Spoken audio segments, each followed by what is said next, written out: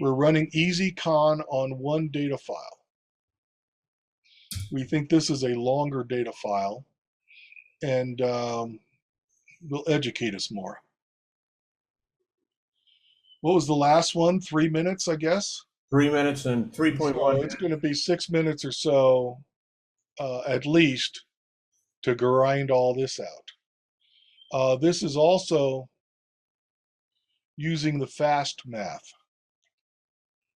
Halfway up the screen, I can see ezAstro math equals 1. Do you see that on the left? ezCon Astro Math up above that. Keep going.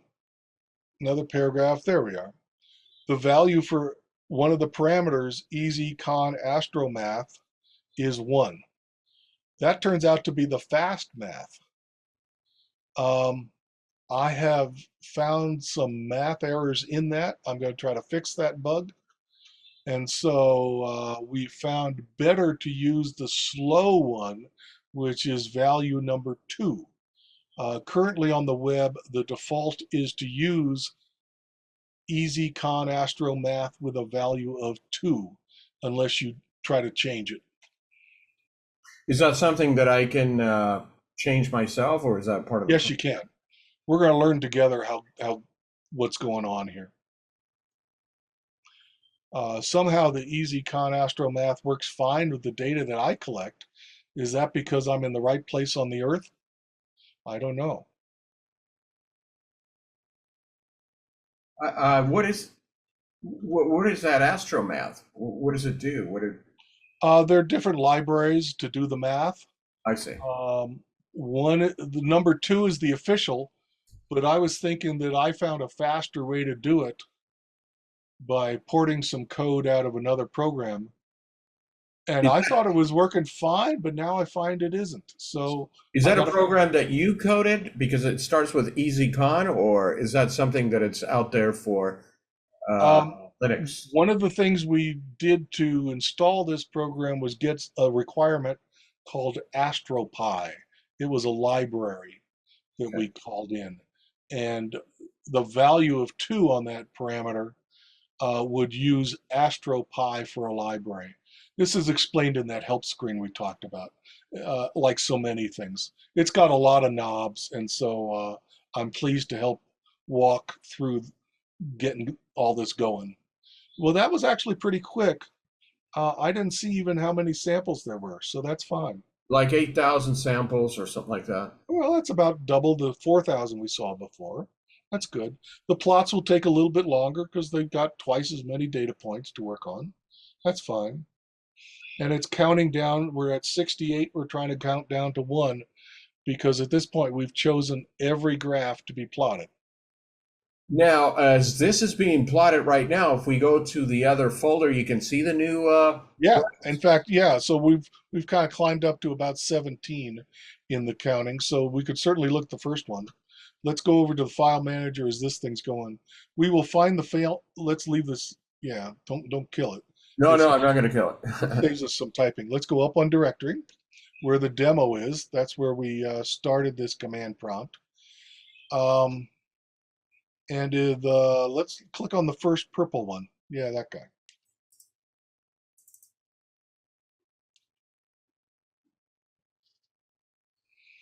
Okay. I see a lot of purple in the middle. And I see kind of a faint something going on in there.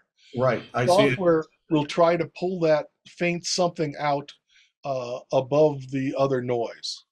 But this is the raw samples showing all the sample spectrum information by sample number. Each spectrum that you were familiar with is a vertical line on this graph. This is representing things by color, and so it's called a heat map. Heat map. And you can see the value of those points on the graph by their color, explained on the right with a value. Oh, I think I know what's going on. I see a very faint Yeah. signal right here, and this is interference, I'm sure. Correct. And I'm going to start showing you some of that as we go. Let's click on the right keyboard arrow and look at the next graph.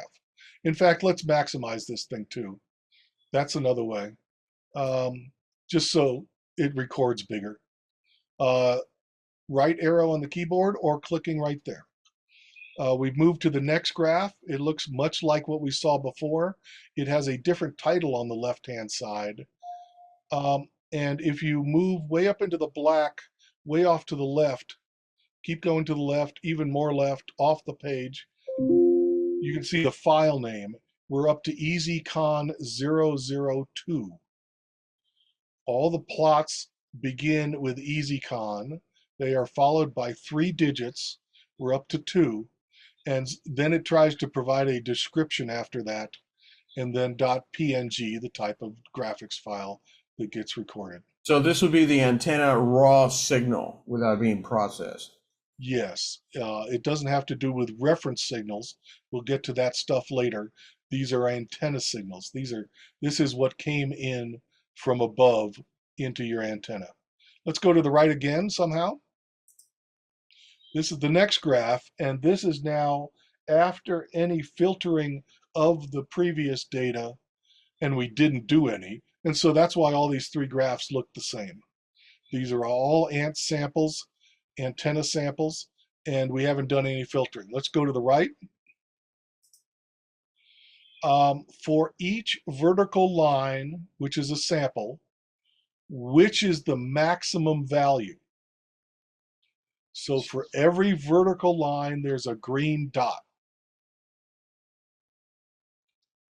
It doesn't make much sense now, but we're going to understand this better as we go along. And then, which is the most powerful, highest value of all the green dots? And I put a yellow dot on it. And what I think we're seeing here is there's a bunch of RFI right at that yellow dot, kind of a spike, as if there was lightning or something like that, or a neighbor. And this is helpful just to kind of understand what's going on. The software will try to walk past that and filter that out. Let's keep going to the right. This is references. I said we really didn't have any. So it used the very first sample and copied it as if it was every other reference sample. That's why they're all horizontal lines. Whatever was on the very first 00 sample got copied as if it as a reference for all the other numbers. This number has to be equal to the same number of ant samples.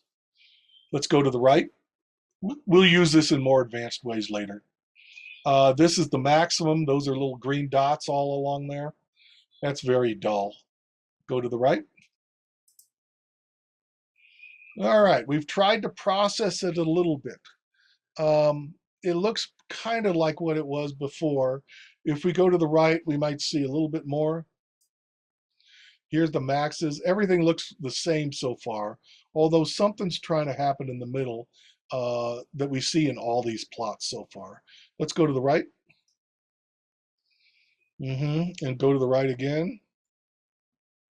Yep. All right, to the right again. I'm doing the best to calculate it out, and I'm having trouble. I think we'll see why later on. So far, it's hard to pull out any signal here at all. Let's go to the right. It may be that the hydrogen gas was not there when these samples were taken, but We're going to find out. They may be overloaded by another strong signal, which confuses everything. I see a blur in there, so there is some hope. right here, yeah. Well, right there in the middle, there's kind of a splotch, but we need to do much better than that. We need to get rid of some of this RFI. Let's go to the right. Yeah, okay, and so it's trying to do things that we can hardly see, but it all makes sense, but it's just so faint. To the right, we want to see some others. Oh, well, that's getting good. All Oh, right. What I did here was some math, and we can do it more precisely. Remember how the yellow dot was up on the left-hand side? Right. I trimmed it off. I made it go away. I ignored it, Oh, or at least the program did. And since I programmed it, that's what I'm saying. Um, Suddenly, other things show up. Now, let's use this and try to understand what's going on later on. But we see some kind of curvy thing that's brighter color than others. The yeah. yellow is a big number. It kind of goes along right around the zero frequency shown on the left y-axis, Yeah. and it seems to get brighter twice a day. That's all very encouraging. No, This is yeah. that very faint signal I could see in the purple of the previous plots. This was my hope that it was being this signal was being overwhelmed by a kind of a stroke of lightning that was a big number that overexposed our eyes. We couldn't see this data. The software finally trimmed off that bad news, and now we can see this faint signal down below. Hooray, analysis. If you held an antenna up about 45 degrees or so, and what was this elevation? Do you recall? Yeah, zenith. Oh, okay, up at 90 degrees. Well, that's fine. 45 might even be stronger, at least for us here in the northern hemisphere. But 90 would be just fine. But what I'm going to do is I'm going to lock the azimuth because it's kind of free floating, and if there's wind, it weather vanes. So I'm going to go ahead and mechanically lock it in the azimuth portion, so I'll be able to start going down every 10 degrees, 40 or That's the right way to do it. Drift scans work just fine for this. That's what the program was intended for. okay. Um, if you point it straight up over near Los Angeles, where you are, the Milky Way galaxy will be directly overhead. It turns out about twice a day. And those are the two bright spots we see, kind of in the middle and over on the right side. In fact, it kind of overlaps from the previous day way over on the left. And so two large bright spots, one of them near the right edge. Great. Okay, let's go to the right and take a look at a different way to see this. That's where all the maximum values are. That's looking pretty good. It's all around zero after we've done some math on it. So far, my math is working out okay. Let's continue on with this thing then. Yeah, all right. So for every sample, there is a bunch of data. And so now we start walking through all that stuff. First off, there's time. Along the bottom is the sample number and the time in UTC when it occurred. It's kind of a strange plot, but for each one of those sample numbers, what is the time? And that's written on the y-axis. It starts at 0. That's because UTC 0 is when the file began. And it writes all the way up to a value of 1 in the top right-hand corner, because that's when this file ended and a new file began at midnight UTC. All right, so the values go from 0 to 1. This is a relative time counted in fractional days. Good. Next. During that time period, with the math grinding away, it knows where it's pointing at the sky. It knows where you are, where the observatory is, and it knows what the time is in somehow eventually in UTC. And therefore, directly above would be a point on the star sky. What is the right ascension for that point? Turns out it started up about 22 or so, when it climbed all the way up to 24. And then suddenly the next sample was down at the bottom at 0 because it wraps around.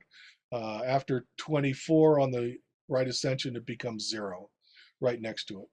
And then it climbs very linearly all the way up, sample by sample, up to the point, same value where it began. And it begins the next day, 24 hours later. That all makes sense. Yeah. Let's go to the right. That was right ascension. Declination has to do with elevation and where you are on the earth. And so it did some math and it said you were looking at a declination on the star sky of about what, 37 or so, something like that. Yeah. And you never changed it. And that makes sense. Now, so where are you on the earth? Uh, You're at Actually, latitude what? 34.80, Okay. And so it turns out 34.12, if you looked straight up, you would be looking at the stars at that number declination. which If is you were on the equator at 0 latitude on Earth, the stars above you would be at declination 0. And if you were up at the North Pole looking straight up, you'd see the North Star directly above you 24 hours a day at 90 degrees declination. This all makes sense. absolutely. And so that's true for every sample. It's a very dull plot. It can get more complex. Let's go to the right. All right. Well, if you convert that right ascension and declination into galactic latitude and longitude, you get weird graphs. But hooray for computer math. Yeah, they wobble around. They may go up to 90 and then suddenly down to a lower number or something, or I guess higher. Um, I trust the math. We'll test it with plots later on. This is latitude, how high it is above and below the galactic plane, which would be at 0. The next one is longitude. Galactic longitude is when you look directly from the Earth, of course, as you look at the center of the galaxy and have the plane to the left and the right of you. To the left is called positive galactic longitude. So it's above the 0 there in this plot on the y-axis. And it climbs up as the day progresses. In this case, it got all the way up to 180 positive, and then suddenly it snapped down to the bottom to minus 180, climbed up a little bit, made a little bump, and then did the reverse. It went down below minus 180, which means it's plus 180, and did another weird curve. But these are very creative curves. They have multiple trigonomic functions to define them. Let's go to the right. Hooray for computers. As you look out at the sky, uh,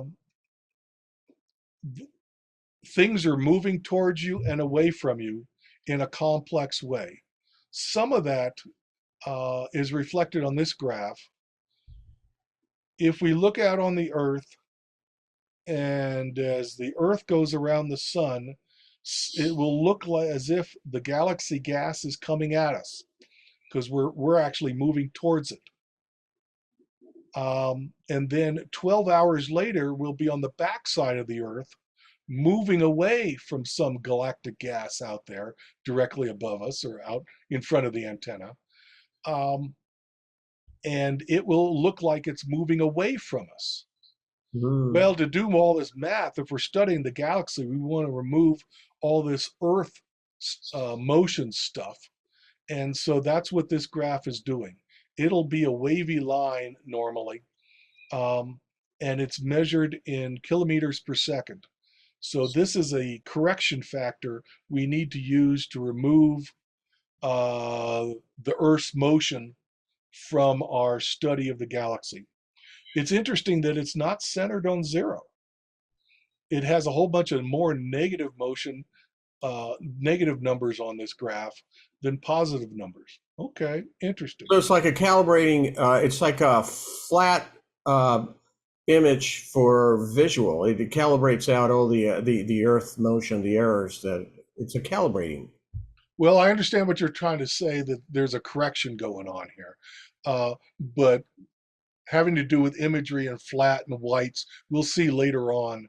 And it doesn't apply so neatly to this Okay. method.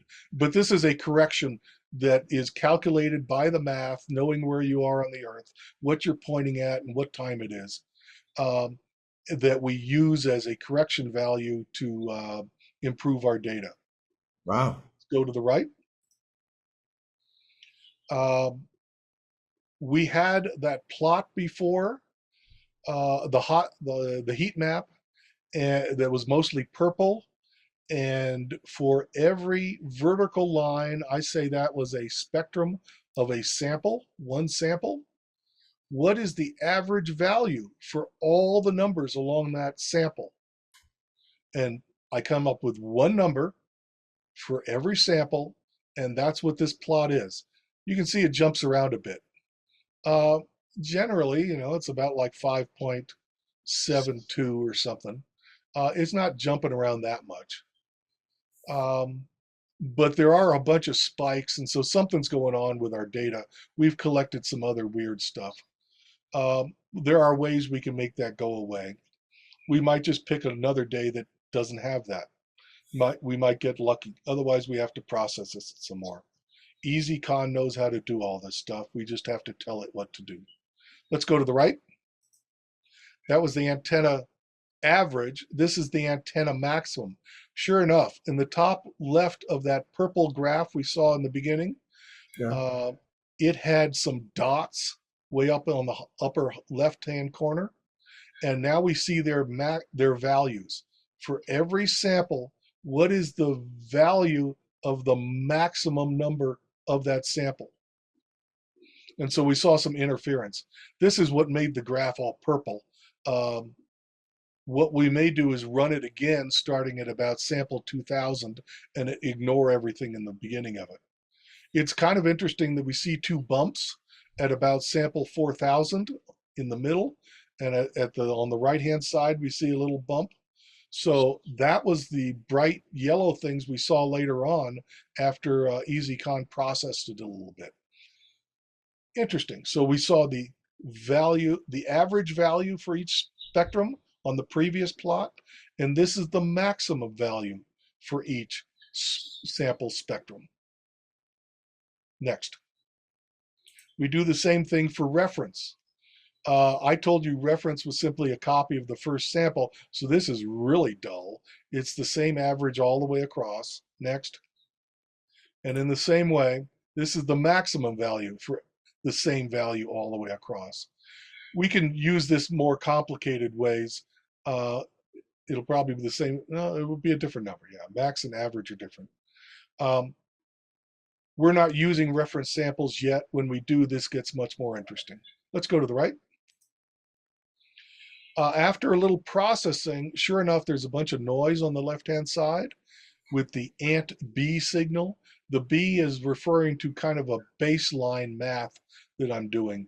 I'm subtracting out the non-hydrogen, I'm dividing the hydrogen frequencies values by the non-hydrogen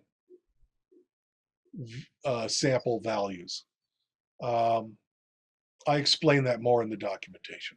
But sure enough, we see a bump now. This is getting better, although it has a bunch of noise on the front. We see two bumps at about 4,000 and way over on the right. It's interesting, the one on the right is kind of larger. This is the average after I do all that complication. Let's go to the next one.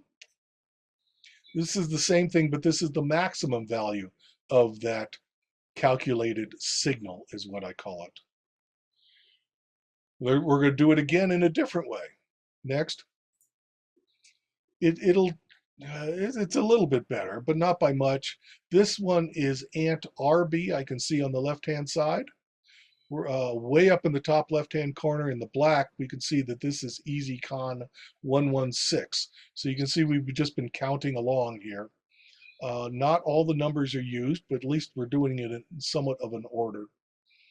Ant RB is another calculation, but it tries to use reference samples.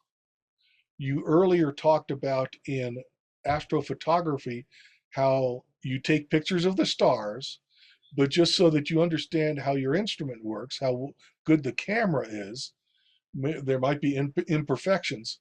You also take a picture of essentially a white sheet or a white screen, and then you also cover up the telescope entirely and take a dark, which is with no light coming in instead of all even light. So whites and darks, there's lights and darks. And biases. Yeah. Um, this is what reference samples are like. I'm comparing the hydrogen sample signal from the antenna to other references and noting the differences. In my case, I've been doing division instead of subtraction. All right, so AntRB has something to do with references, and for each sample, there's an average. That's what we're plotting. The next one is the maximum for each one of those samples. You're seeing a whole lot of these things looking about the same, and that makes sense. Let's go to the right.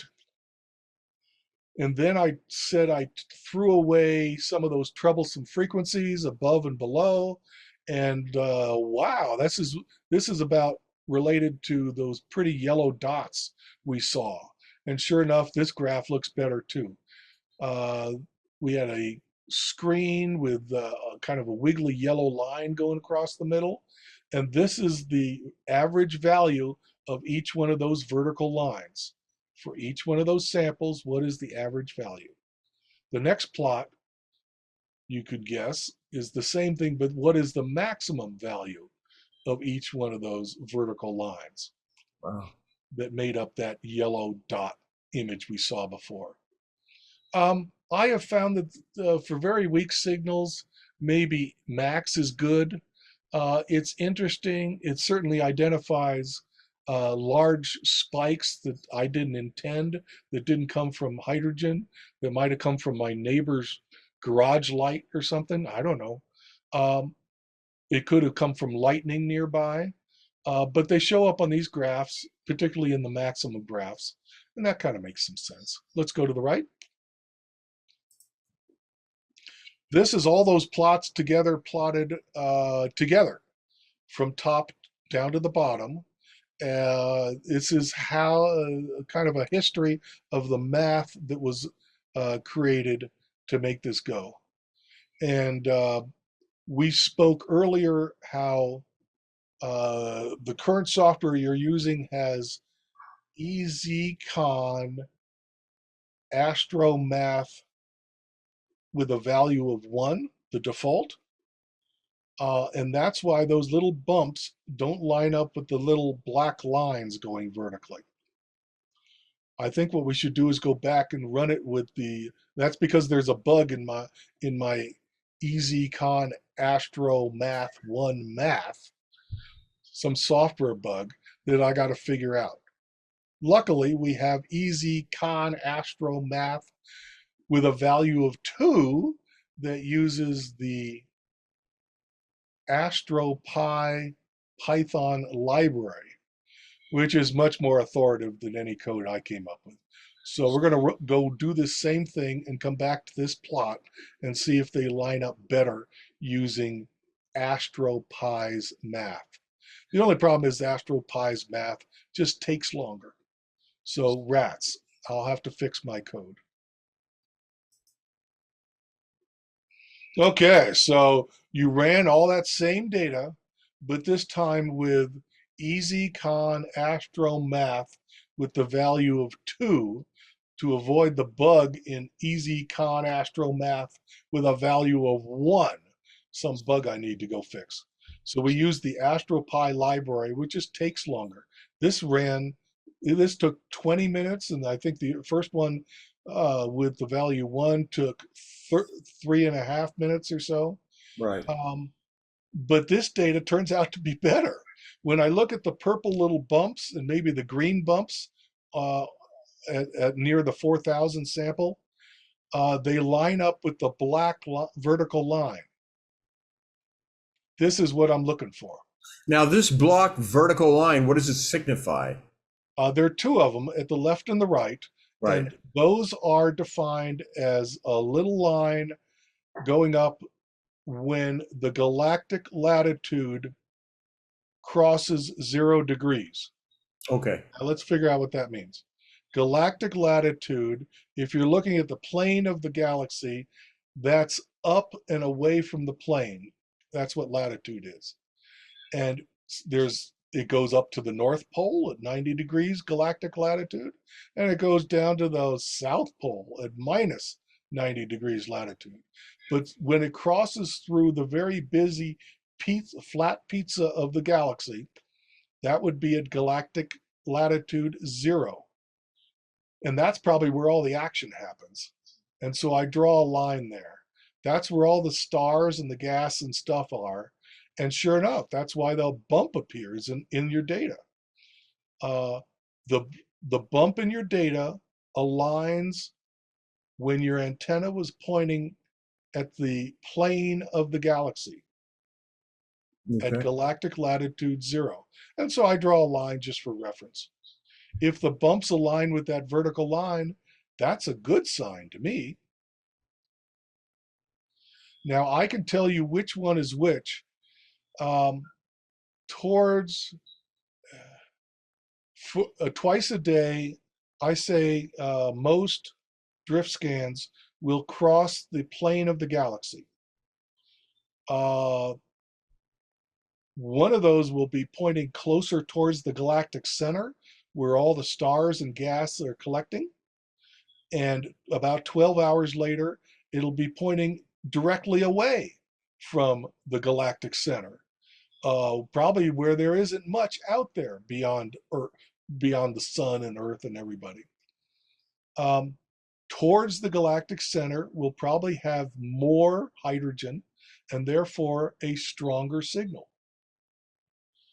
After study of this, I've determined that as time increases to the right, if that blue galactic latitude in degrees curve is going down through the 0 mark, that is closer to the galactic center. And so I say the bump on the right is going down, and that will be the higher bump in purple and green. We see it here. Okay. There's even a bump, I suppose, in the orange. Yep. And that the black line on the left that you're pointing to now is pointing away from the galactic center, or at least farther away than the other black line. Okay. We see that in some of the other graphs. If we go to the left, for example, I think we'll see the purple one kind of highlighted. Left arrow, or find your clicker on the left. Oh. There it is. The bump on the right near the end of our sample, near the end of the data file, is a little bit bigger than the one on the middle. I say that's because it's towards the center of the more towards the center of the galaxy. Not directly at, but more towards. And so there's more gas there. It'll be a bigger bump. Fantastic. Anyway, so that's some of the math. This should hurt your head. That's how learning is occurring. That's good. It's hurting, but it's hurting good. That's good. The hurting goes away with repetition. Eventually, it starts to sink in. Let's go to the right. Here was the graph we were looking at that had the whole progression of all this stuff. As we go down the graph, it kind of gets better. That's not always the case, but in this case, it kind of was. What we need to do is run this data without all that noise on the front end. Right now, that would take a long time, so I'm going to ignore that for the moment. We should have thought of that before. Oh well. There's a way to only choose samples starting at maybe 2,000 and the rest of them. It's just more stuff you write on the command line. Let's go to the right. Okay, now we're going to go through all the stuff that we write into the output data file. This is, oh no, I'm sorry. We're going to look at the azimuth. You said you didn't change it. It was pointing south at 90 degrees up. I don't really know what that really means. It could be to the east, the west, as long as it's up in this case. But normally you point your antenna to the south and then point it up or down. If we go to the right again, that's the other one. It's at 90 degrees elevation, straight up, and it never changed. At least that's what you told all the samples. Correct. Go to the right. All right, now we're going to walk through how we got some of this math. These are all the raw samples with a dot for a value of the average of each spectrum. I don't know if I want to get through all this. It's helpful for debugging strange data. Let's go to the right. Turns out this is the same thing in a different color, because every one of those raw samples is an antenna sample. There's nothing to do with references. So it looks very much the same. If we go to the right, this is the seconds between samples. On the scale on the left, the Y scale, it's like either 8 seconds or 7 seconds, and it oscillates between those. So that makes the average at about 8 with all those peaks. Some of the spikes above were where the PC took longer than 8 seconds between samples. And I think that's because it was busy doing something else, or updating some Windows file, or writing to the hard disk and cleaning up the hard disk. There's operating system stuff that happens all the time. And there's no guarantee on precise timing in Windows. And this shows some of that. If you turned it off and came back, there would be a great big spike where there was a big gap in time. But mostly the time is either 7 or 8 seconds between samples. I have, with your with your SDR Sharp receiving program and the IF averaging plugin, the timing between samples has often been, it's been like 3 minutes or so. It takes a whole lot of samples, a whole lot of readings before it ever writes it down to an entry in the data file. I call an entry in the data file a sample.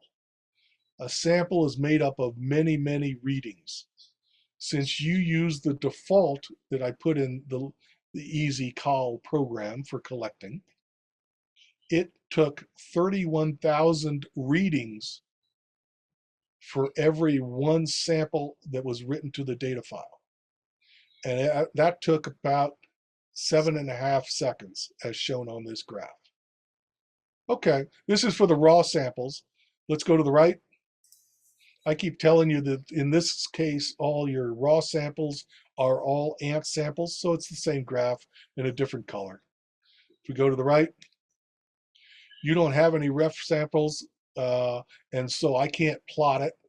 And this is what in case you had an earlier one, I step on the old file just to make sure you're aware and updated.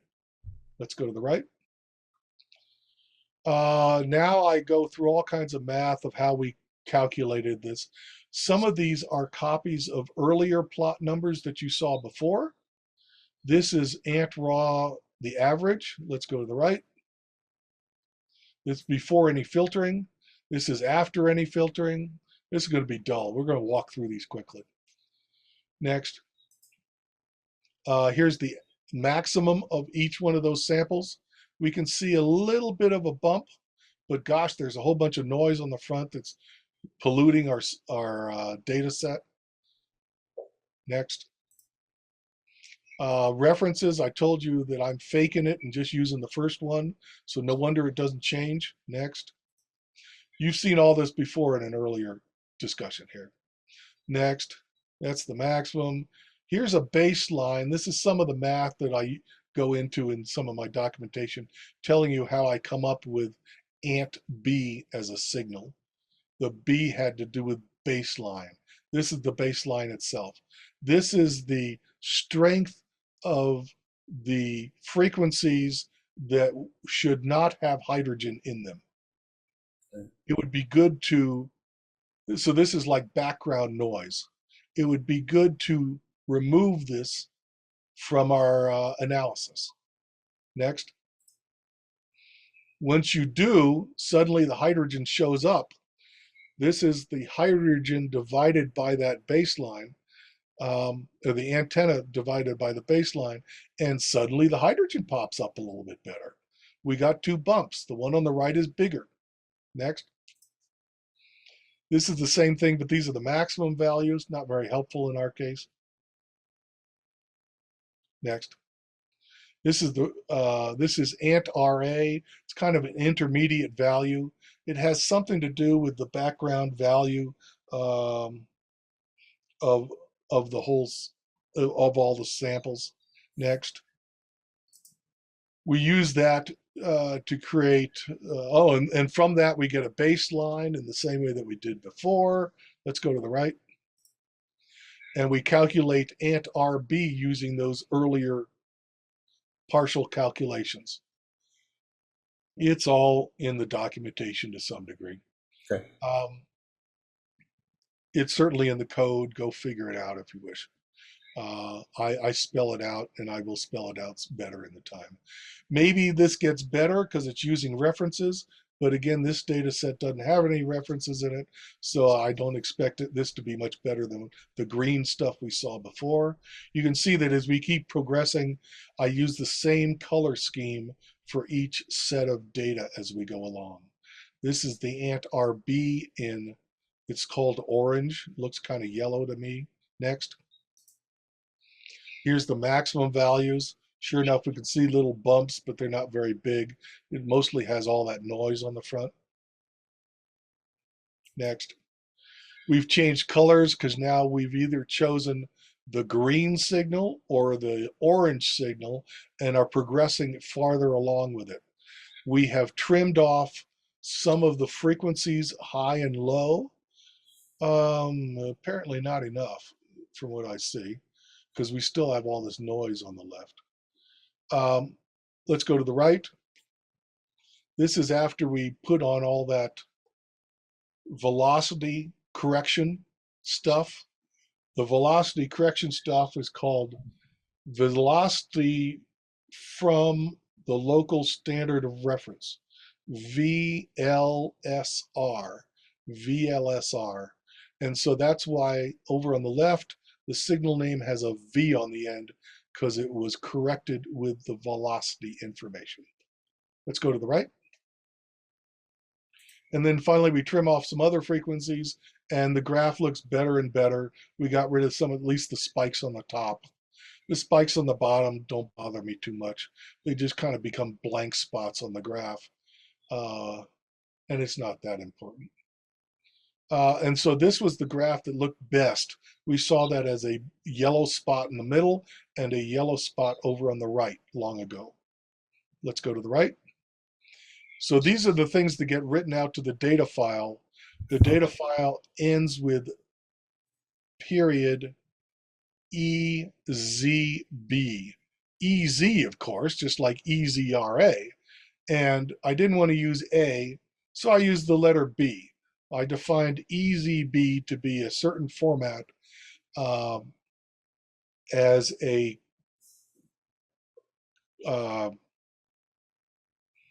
as an output from ezCon. Next. All right, those all graphs had sample number along the bottom. Now we're going to look at the average sample across all the samples and what is the shape of that spectrum. On the bottom now we have frequency around some center frequency. We know that center frequency is 1420.405. It was even on earlier graphs. We are taking measurements at each one of those frequencies as we go from left to right.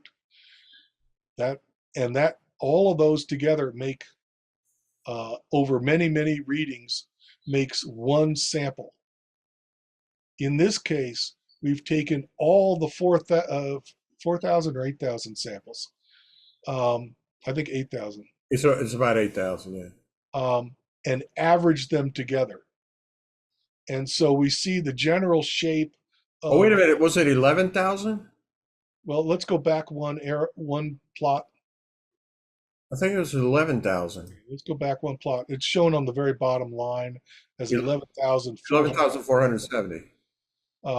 So anyway, all those samples averaged together, but this time not as strength, but as frequency values. So this may hurt your head again. That's okay. Let's go to the right. And that's the spectrum that you get. It turns out for the center spectrum near zero, it's nice big number. But electrically, there's some filter stuff going on, and you get this funny three bump stuff. And so on the very edges on the left and the right, it's a very low number. The analysis of this ezCon program tries to remove that in many ways. Some of it is simply trims it off and throws it away, and otherwise it tries to flatten the curve using that information. We do see some oddity in the middle. Well, first off, there's a little spike over on the right in that little valley, and there's another spike on the left over there. So at some time during that, it changed the average spectrum value because of either something really loud once or twice, or a consistent noise that was kind of small. I don't care, it changed the average. And in the middle, it's not quite round, so something's going on with hydrogen. That was from those yellow splotches. Let's go to the right. That was the raw data. I tell you that the ant raw is the same as the raw data because you don't have any reference samples, and so it should look just the same in a different color. Let's go to the right.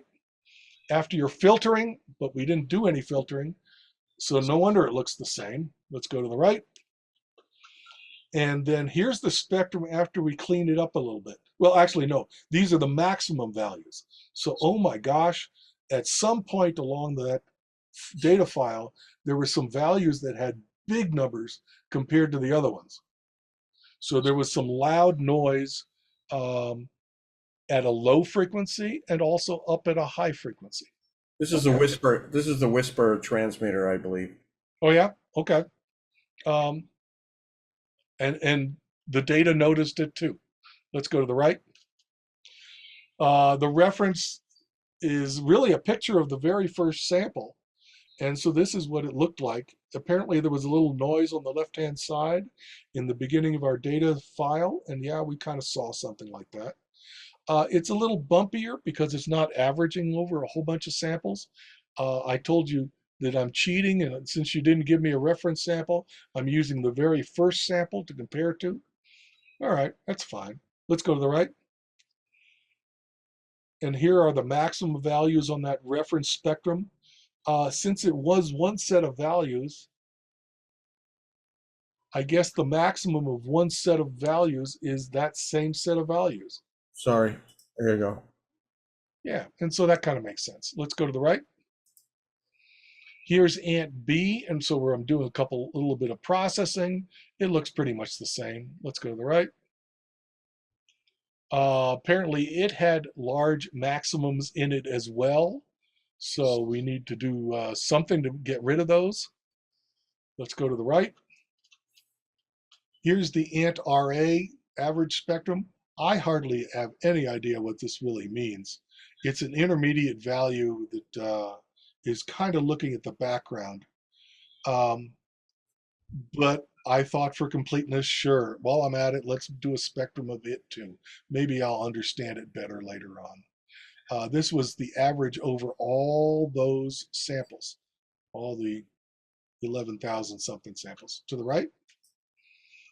And we finally come up with ant RB. It has the same kind of diseases as far as spectrum goes. Something's kind of dropped in the middle. Okay, let's go to the right. It also shows some loud spikes, bigger than other samples. And since it didn't show up in the average, they must have been a very short time period where these maximums showed up. Okay, that's fine. Next.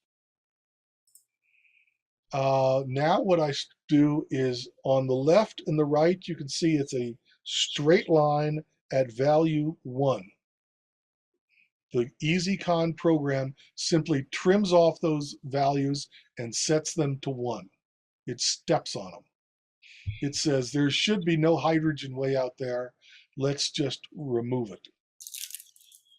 It might change the spectrum a little bit, or it certainly will change the edges of the spectrum, and it might help figure out other things as we go along here. Suddenly, there's a whole lot of information going on in the middle, as if there was a consistent source of noise in the middle, and that's the hydrogen peaking up in the middle. It's kind of blurred because it hasn't been corrected for velocity yet. Let's go to the right.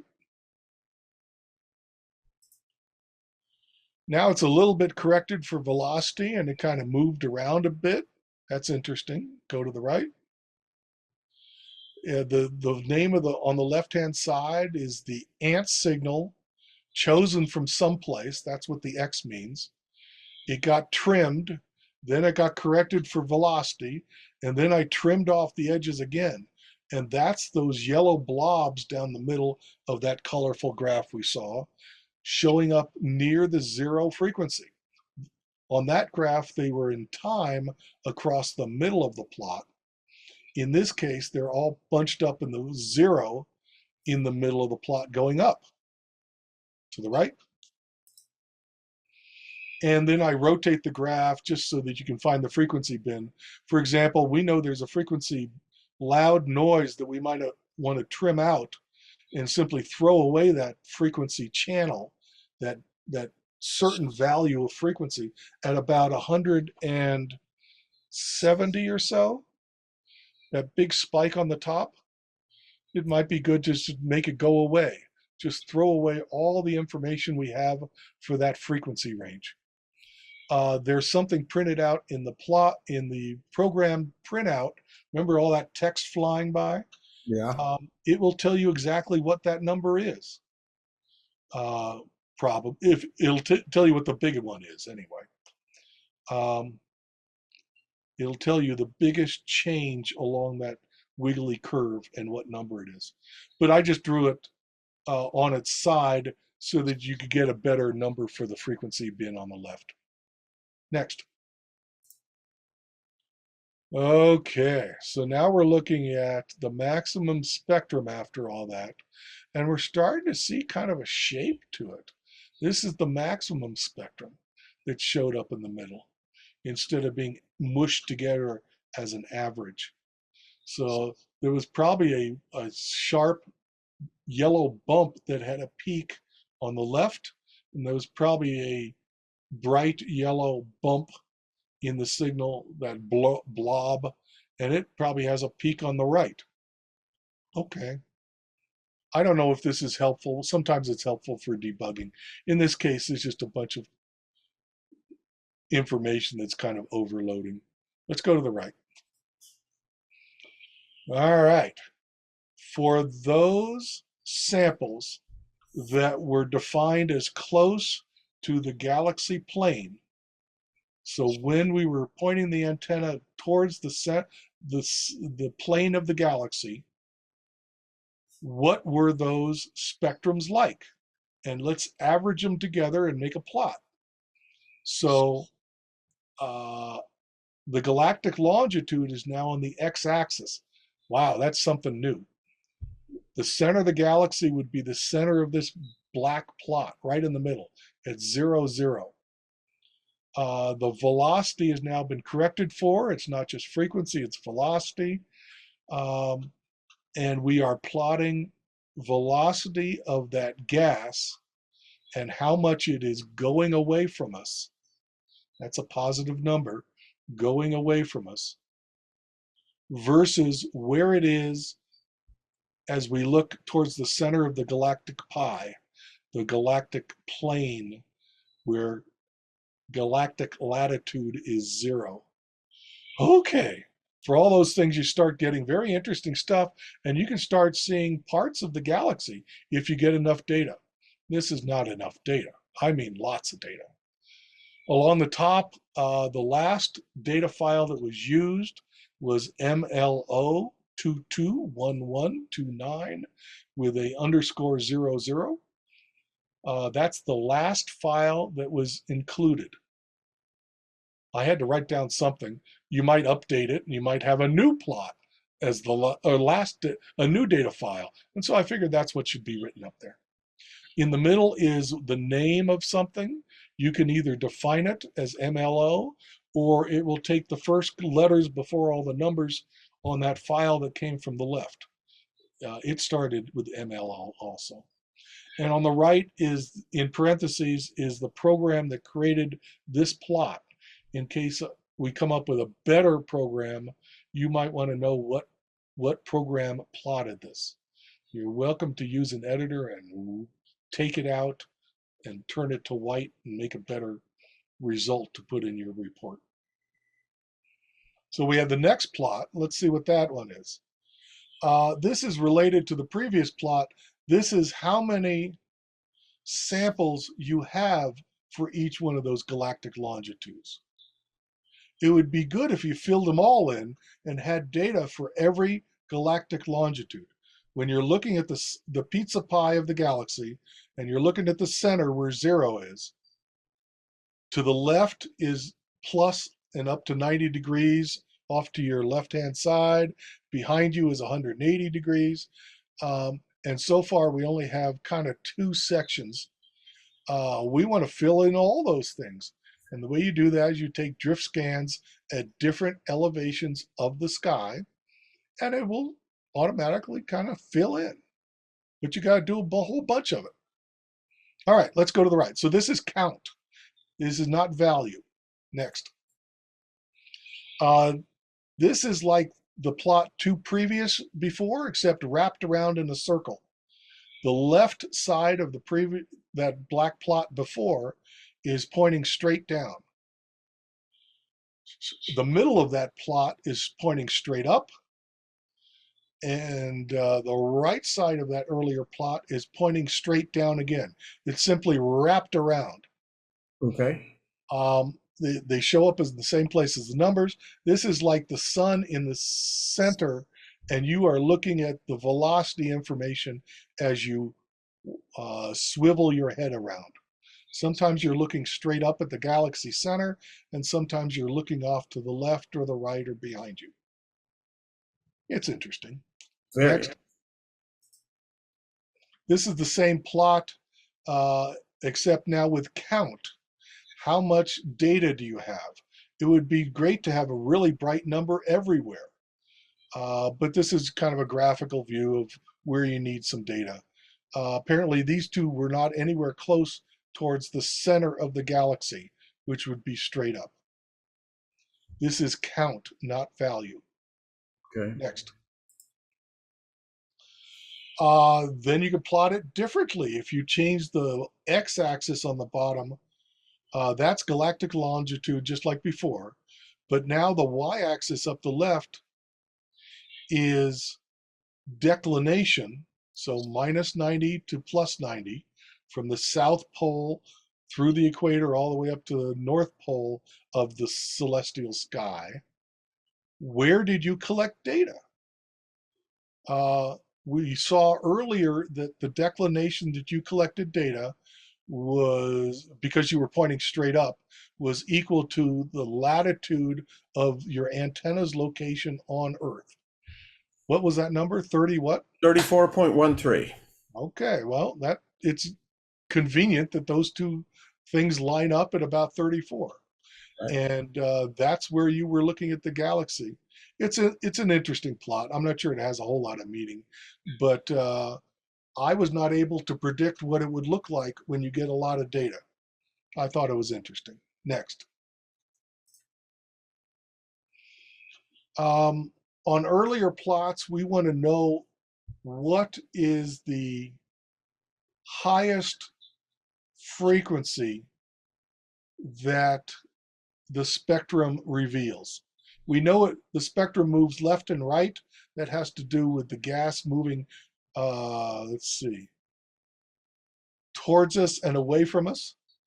And I want to know what is the highest possible frequency of that spectrum coming from the hydrogen, not from noise. And this is plotting that. You have to tune another knob, and that's why there are a whole bunch of numbers over on the left-hand side to get the right result. And so I just plot this with all kinds of different values, and I pick out the one that I like the best. The uppermost frequency is in red, and the lowermost, well, actually this is in velocity in this case, a little conversion. The lowest velocity is in blue for So these. it's like radial velocity. This is telling me that. No, that's a different thing. This is well, yeah. This is velocity from the antenna after correction, having to do with the Earth going around the sun and such. Okay. This is important later on for the next graph, where I try to plot the rotation speed around from the galactic center out. We don't have enough data for this plot to make any sense at all. You need a whole bunch of data, and you get a curve, and it's interesting. It's not what Newton would have predicted, and we think that's pretty intriguing. And you could plot it to getting enough data. Next.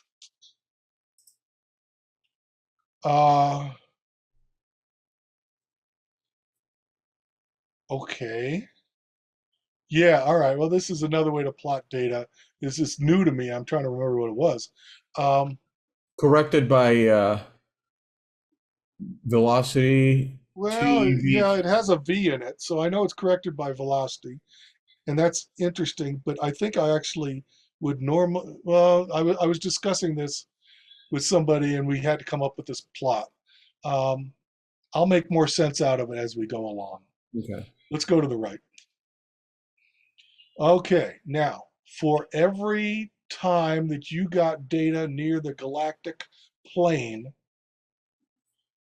I kept the average spectrum. So as you click to the right, you should see this bump move around to the left and the right. Right now it's a little bit off center to the right of 0. And the values over on the left change a little bit, and this bump should move along. It's better when you get more and more data, of course. So Going to the right, there'll be a bunch of them. I do this for every single degree of galactic longitude that you have. And you can see it moving along. This is kind of like the movie thing you were doing. Let's do a mouse scroll wheel down and bring it back. There you are. You got zoomed in somehow. yeah, I don't know. I don't know. And that's how you get back. So let's do left and right, and we can see that this changes. So as you look in different places on the galaxy, you get different spectrums, and that is helpful. This is somewhat like the movie that you were looking at before. Yes. I think what happened was you ran out of plots. You clicked on the right where there was suddenly no arrow. Exactly. Something else went wrong. So this is the last one. Apparently so. There's no arrow on the right, whereas there is that arrow on the left. Okay. Now with one declination, you got some data. You want more? You want more data overlapped on top of this? You called it stacking before, to get a cleaner curve and all kinds of stuff. But ezCon will calculate it and try to provide what it can from the data you provide. That's kind of a quick overview of the simplest use of ezCon. There are lots of knobs and switches to change on ezCon to improve the results, and there's ways to get better and better data feeding into ezCon. But you and I are going to now try a new version of ezCon and see if it makes a difference on your machine. Sounds good. I'm going to stop this recording right now. I want to thank you so much. This is for the recording, for the great explanations, and then we're going to go into other chapters where you're going to explain the different programs, and we're going to start with the new ezCon call, which is it's going to be newer with less bugs. So No, I'm Thanks not sure about that. It's experimental. We're going to find out together, for and experimenting. we'll see how if I can explain them all. Sounds But good. otherwise, we want you to help explain them all you volunteers. Thank you.